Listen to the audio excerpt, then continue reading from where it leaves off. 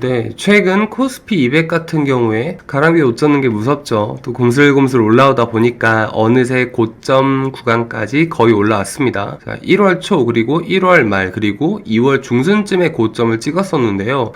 최근에 좀 재미가 없었죠. 많이 눌리는 듯 하다가 어느새 또 고점 근처까지 비슷하게 치고 올라오는 모습입니다. 그리고 코스닥 같은 경우에도 1월 초 역시 1월 말 그리고 2월 중순에 거의 고점 근처에서 노는 모습을 보이다가 최근에 눌려서 반등이 나오나 싶었는데 코스피에 비해서 상대적으로 약하죠. 최근 역시 대형주 위주의 시장이 진행이 되고 있음을 알 수가 있습니다.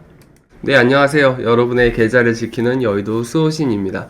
다른 게 아니라 왜 갑자기 시장 얘기를 해드렸냐면 그 전에는 이제 재무제표 보는 법이라든가 제가 이제 알고 있는 심리적이나 직관적, 기술적 분석에 관한 부분들을 말씀을 드리다가 종목을 슬슬 하나씩 이제 분석을 해서 여러분들께 올려드리기 시작을 했죠. 이제 그게 2월 중순쯤인데 이제 그때 대비해서 시장이 어떻게 됐고 이제 제가 분석한 종목들은 또 어떻게 됐는지 이제 그 복기를 좀 해보고 제가 이제 포트폴리오를 운영을 하다 보니까 포트폴리오 내에서도 어떤 식으로 지금 흘러가고 있고 그때 분석했는데 지금은 어때요? 제가 항상 말씀드리죠. 주식은 그때그때 달라요. 이제 항상 영원한 게 없기 때문에 그때는 좋았는데 지금은 아니다. 그때는 아니었는데 지금은 맞다. 이런 케이스들이 생길 수 있거든요. 그래서 제가 언급을 했던 GS 리테일, DB 손해보험, KG 동부제철, 금호산업, 바이오솔루션 이러한 종목들을 고루고루 다 지금 상황은 어떤지 조금 복귀 겸 근황을 알아보는 그런 시간을 좀 갖도록 하겠습니다. 그러면 시작할게요. 네, 일단 다시 한번 시장을 보면요. 2월 중순이니까 제가 말씀드렸던 시점 대비 시장은 아직은 거의 가깝게 올라왔는데 아직은 다 못 치고 올라온 모습이에요. 그리고 코스닥 같은 경우에는 아직도 사실 시장은 많이 그때 대비해서 빠져 있죠. 그러면 이제 제가 말씀 올렸던 분석을 했었던 종목들이랑 실제 포트폴리오 내에서 어떻게 구사가 됐는지 그 부분을 한번 살펴보도록 할게요. 자, 팜 앱이죠. 여기를 들어가서 제가 휘자 계좌를 연동을 시켜 놓고 그리고 여러분들께 말씀드려서 굉장히 쉬운 주식 MDD를 최대한 안 가져가는 주식 그런 주식들로 포트폴리오를 꾸린 게 바로 이 팜3호입니다. 자, 이 친구 같은 경우에는 어떠세요? 오늘이 4월 9일이니까 조금 한 2달쯤 됐을 것 같아요. 그래서 지금 일주일, 1개월 누적으로 봐도 이쪽이 확연히 좀 모습이 다르죠. 시장은 하락을 했어도 안전하게 쉬운 주식으로 수익을 내고 있는 구간입니다. 자, 요거에 사실 막혀 있으니까 이제 여러분들은 보유 종목이 조금 궁금하셨죠. 그래서 요걸 오늘 조금 언급을 해 드릴게요. 자, 요걸 보시면 이제 포트폴리오가 이렇게 나와 있어요. 그런데 노란색이 현금 비중으로 굉장히 많죠. 그리고 종목 비중은 사실 47.5% 밖에 되지 않아요.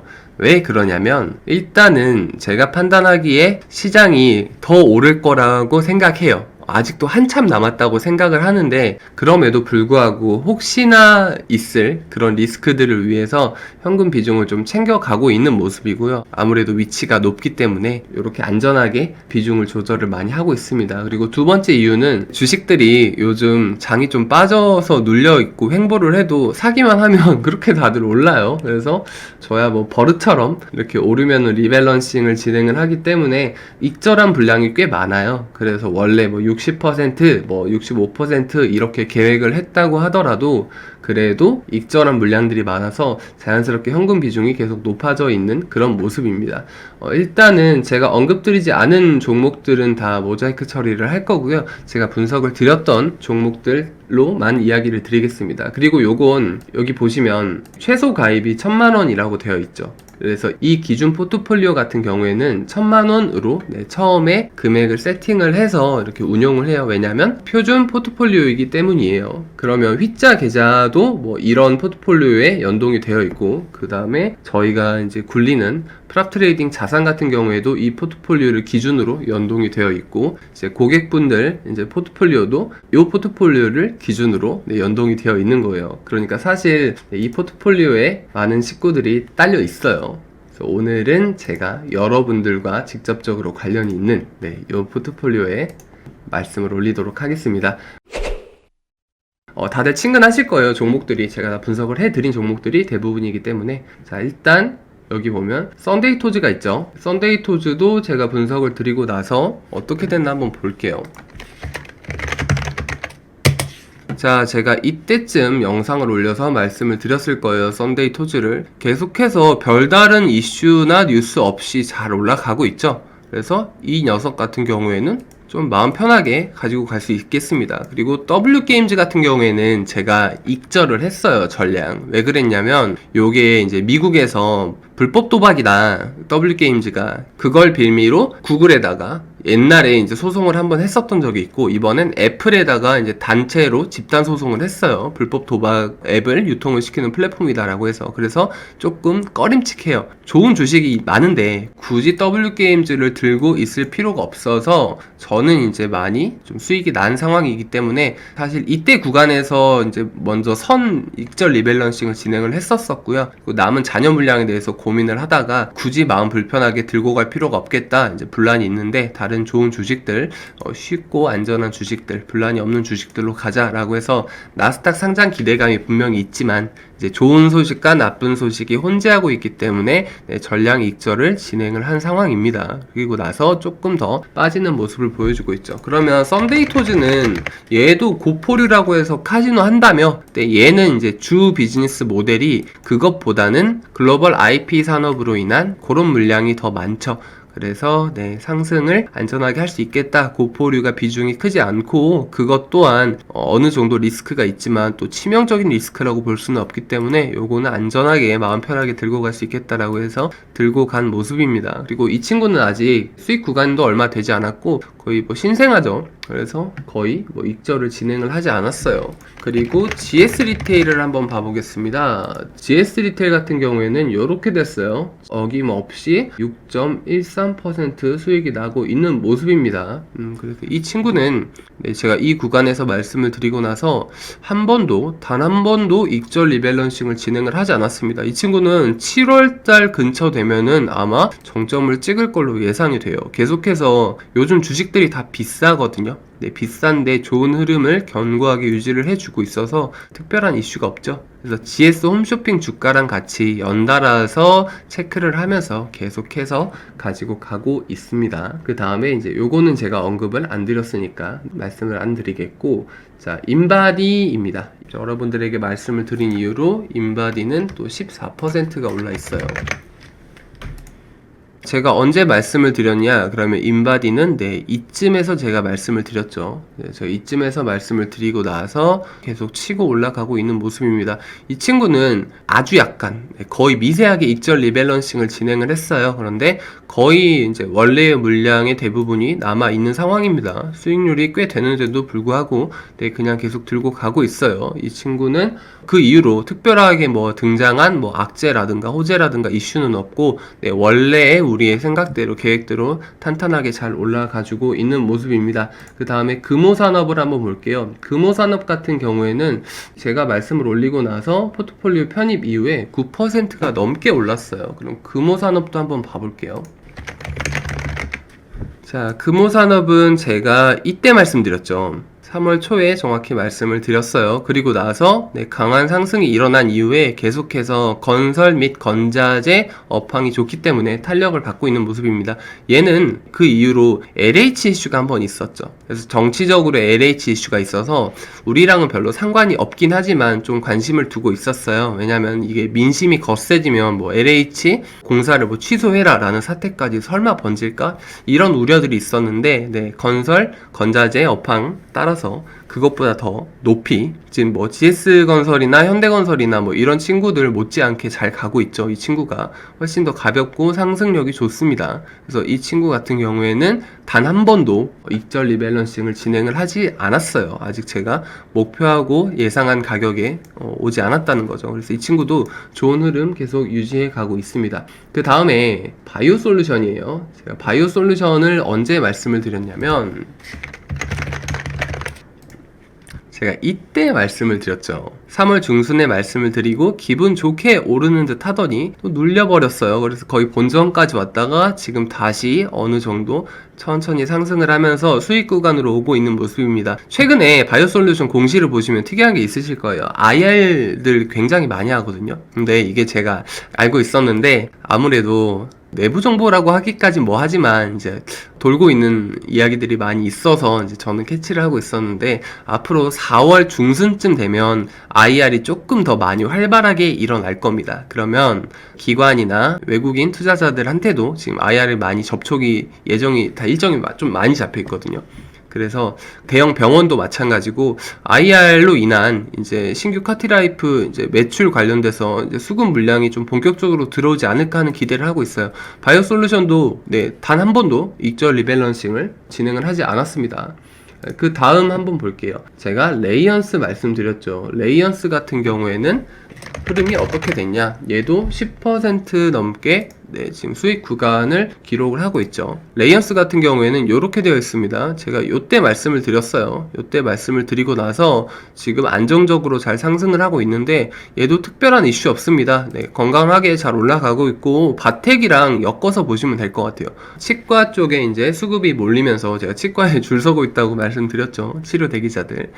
그런 이슈들과 제가 말씀 올렸던 모멘텀 그대로 존재하면서 잘 올라가고 있습니다. 이 친구는 약간의 익절 리밸런싱을 진행을 했어요. 한번 진행을 하고 나서 그래도 과반 이상의 상당수 물량은 진행을 계속해서 하고 있습니다. 특별한 악재나 호재가 없다면 계속해서 진행을 할 생각이에요. 그리고 나서 제가 말씀을 올렸던 게 V1텍 있죠. V1텍은 최근에 말씀을 드렸어요. 얘는 찐이라고.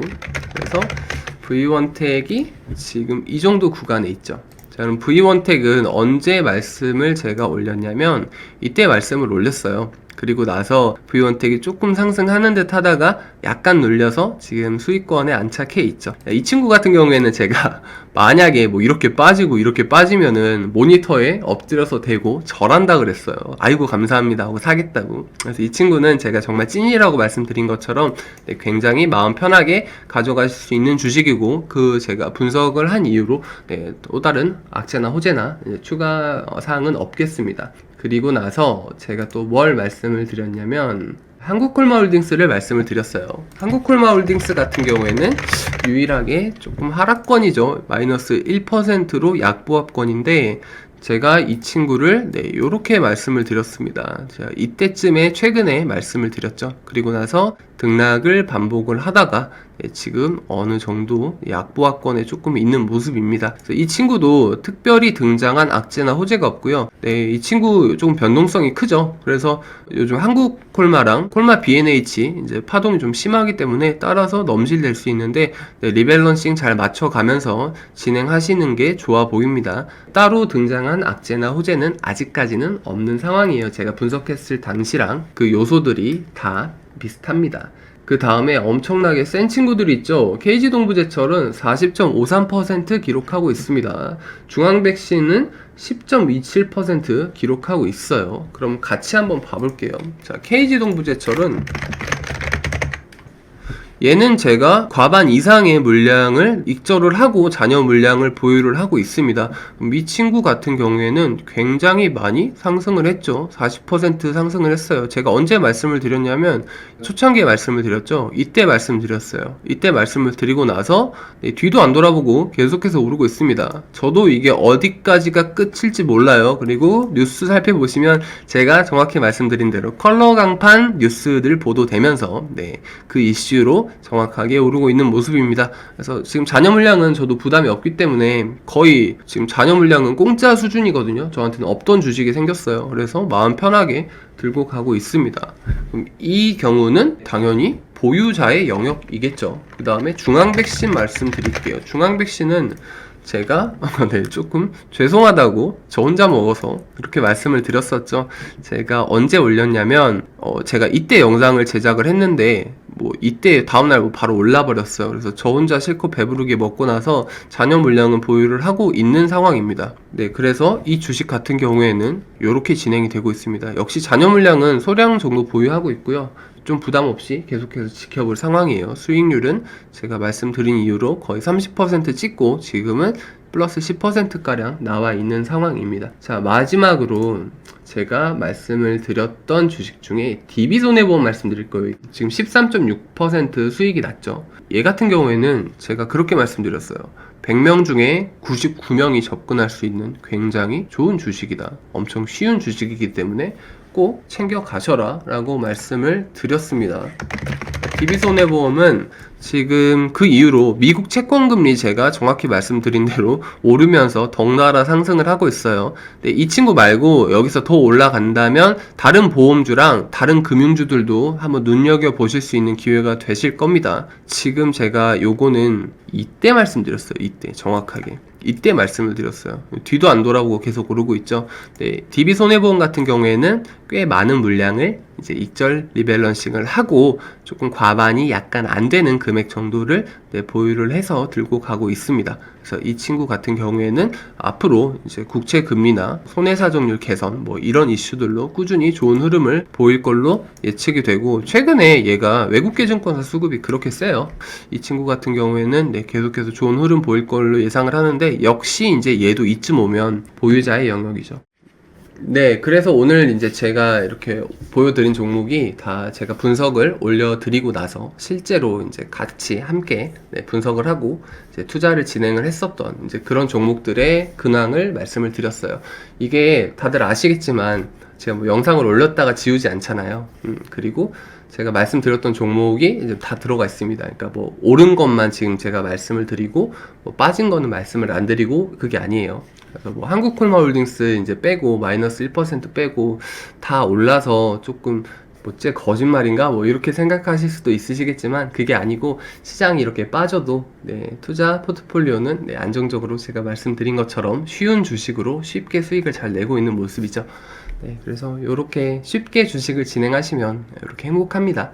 그래서 오늘은 제가 근황이랑 이제 좀 변동사항이 있는지 없는지, 뭐 W게임즈 같은 경우에는 익절을 했으니까 이제 그런 인사이트를 좀 공유를 해드리려고 영상을 찍었고요. 또 이제 제가 한번 분석을 올리고 나서 좋다고 말했는데 그 근황이 좀 궁금하신 분들도 계실 거예요. 그래서 이런 영상들 또 한 번씩 종종 찍어서 올릴 수 있도록 하겠습니다. 그럼 오늘은 제가 여기까지 말씀 올리고요. 다음에 또 좋은 모습으로 뵙도록 하겠습니다. 그럼 다들 건강하시고 성투하세요.